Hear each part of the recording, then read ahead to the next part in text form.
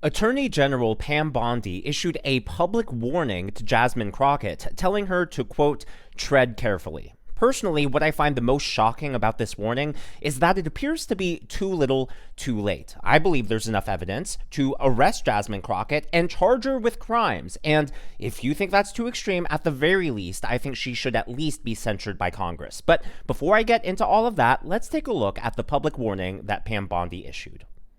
You have this Congresswoman Crockett who is calling for attacks on Elon Musk on her birthday. Let's take him out on my birthday, she says. Yet she turns and says, oh, I'm not calling for violence. Well, she is an elected public official. And so she needs to tread very carefully because nothing will happen to Elon Musk. And we're going to fight to protect all of the Tesla owners throughout this country, and it's this basic safety. Once again, domestic terrorism is going to come to a stop in our country. So after Pam Bondi issued that very public warning, Congresswoman Jasmine Crockett had the audacity to take to social media and claim that she never threatened anyone. She never incited any violence. This is her in her own words.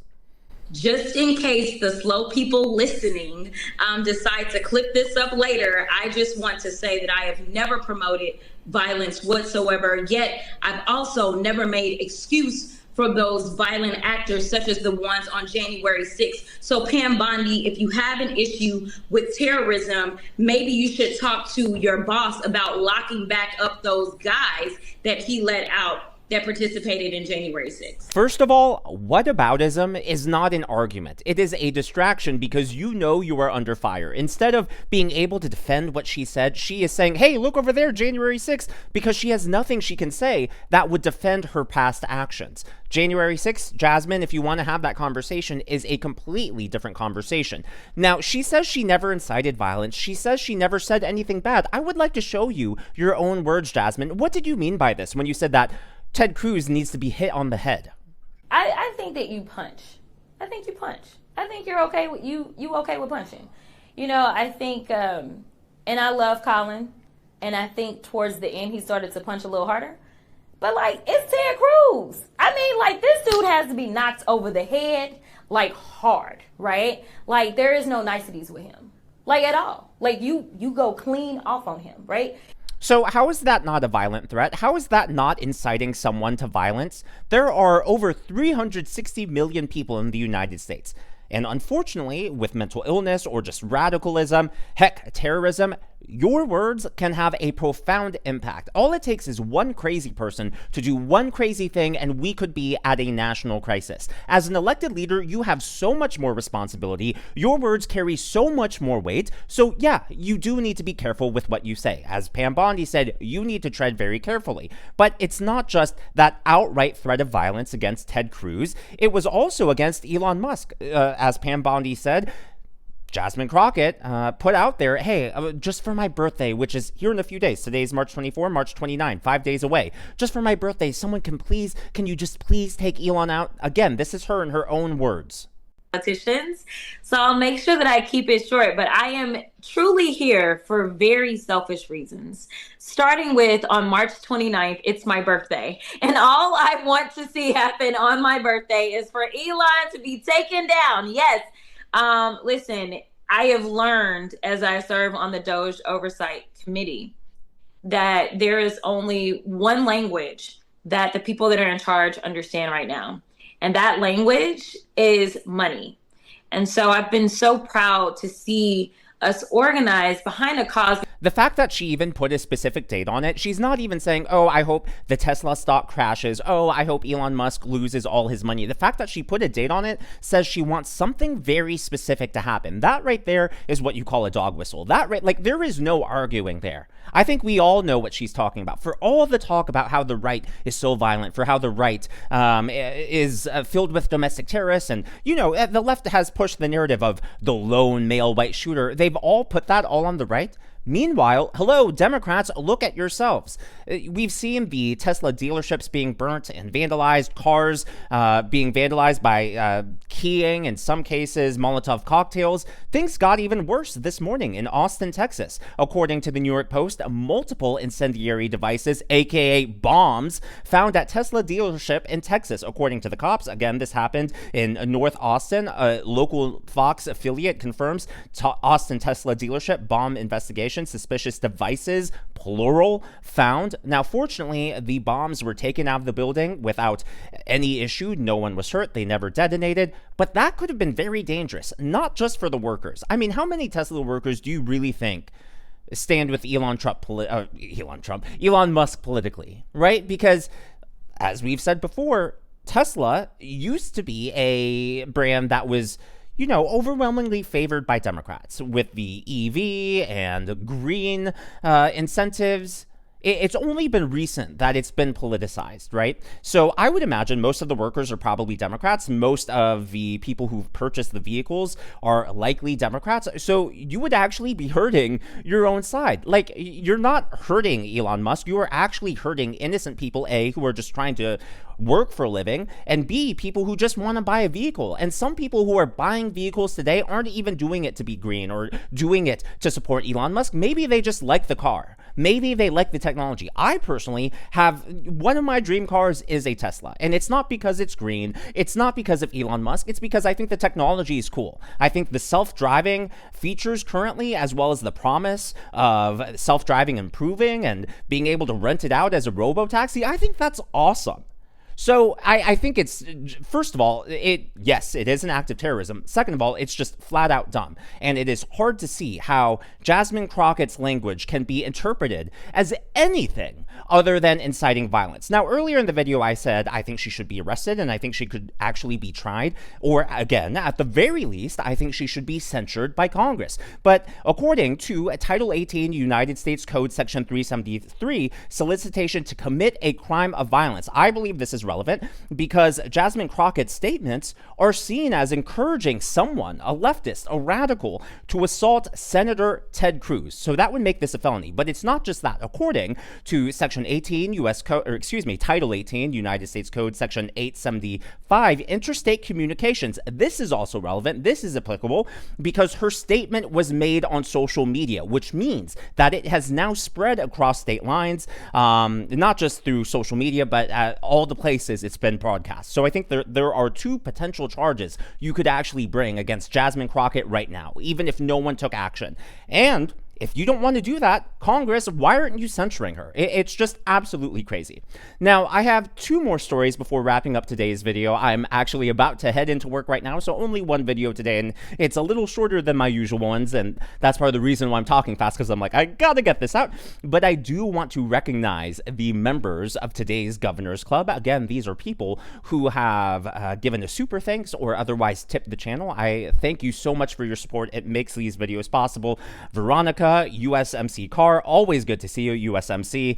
Idaho Ranch Girl, I got your comment. It was really thoughtful. You rated it a 1, and hey, that is totally cool. That is the point of the question of the day, right? No matter what I say, at the end of the day, the question is meant for everyone to be honest and transparent. And hey, if you thought it was a 1, totally cool. So thank you for your thoughtful comment. And then PJ Whitmire, thank you so much.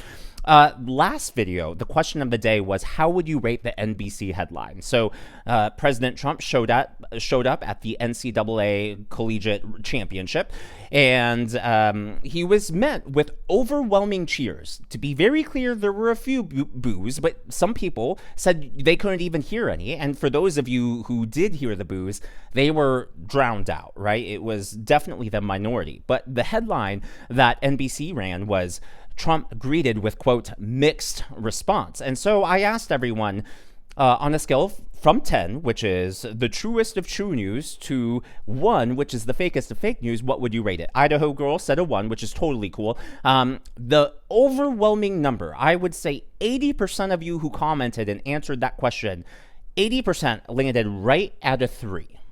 Yeah, 80% right at a 3, a few 2s, a few 4s. Believe it or not, there were 2 10s, 3 9s. There were definitely a lot of 1s, more 1s than 9s or 10s. But yeah, there were still some. as I've said before, there definitely is a diverse audience here on the channel, and it's something I like, so I'm not complaining. But yeah, about 80% right at that 3 mark. So if you answered 3, you definitely were in the huge minority. Now, I wanted to share this clip of a Democrat activist convention because there is so much going on here. It's about 50 seconds long. When we talk about woke, when we talk about political correctness, whew, you are about to see it all. No more intro, just here we go. If we want to defeat capitalism, we are going to need a party that will organize working people to fight for the demands that we want and to win socialism. Thank you so much. Quick point of privilege. Quick point of personal privilege. Yes. Guys, first of all, James Jackson, Sacramento, he, him. I just want to say, can we please keep the chatter to a minimum? I'm one of the people who's very prone to sensory overload. There's a lot of whispering and chatter going on. It's making it very difficult for me to focus. Please, can we just, I know we're all fresh and ready to go, but can we please just keep the chatter to a minimum? It's affecting my ability to focus. Thank you. Thank you, comrade. Okay, is there a speaker against name, chapter, pronoun? Point of personal privilege. Yes. Please do not use gendered language to address everyone. Okay. So they shake their hands whenever they're applauding. As you saw there, it was the Democrat Socialists of America convention in 2019.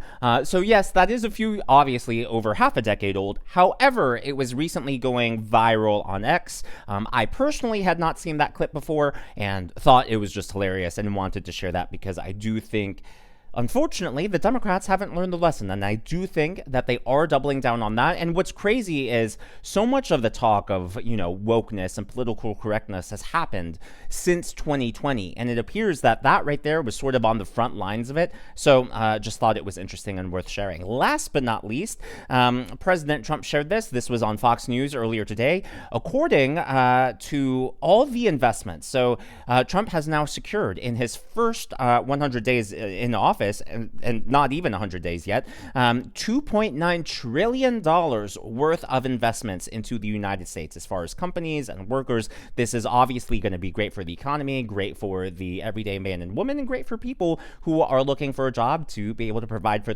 themselves and their family. But as always, all of that is just my analysis and commentary. That is what's going on in the world of politics from my point of view, and I would love to hear from you. So, I said something kind of out there for me. I usually don't give my opinion like right up front in the videos, but I said that I think there is enough evidence to arrest and charge Jasmine Crockett. Do you think I went too far with that? Do you agree? Do you disagree? Not going to be offended. Question of the day is meant for you to share your opinion. Be completely honest. I gave mine in the video. Now it's your turn. What do you think should be done, if anything? Personally, for all the talk about how Republicans and Trump and MAGA are violent and domestic terrorists and all of that, what Jasmine Crockett said is the most open and in-your-face call to violence that I've ever heard. Even going up to January 6th, Donald Trump specifically said to march peacefully and patriotically to the steps of the Capitol. Right? Yes, he was talking about fighting, and obviously after he got shot, fight.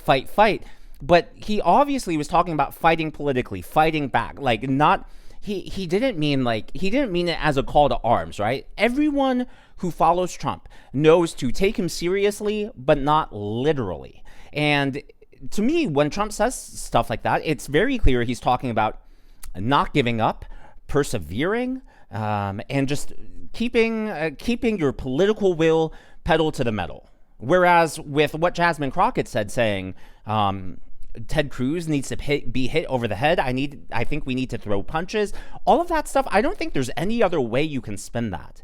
Not just from the words themselves, but even just the intonation of what she said. Let me know if you disagree, agree, down in the comments below. If you haven't already, please be sure to give me a thumbs up. I know it's a simple thing to ask, but it really does help me reach more viewers like you in the algorithm. Be sure to smash that subscribe button and to check out one of these videos.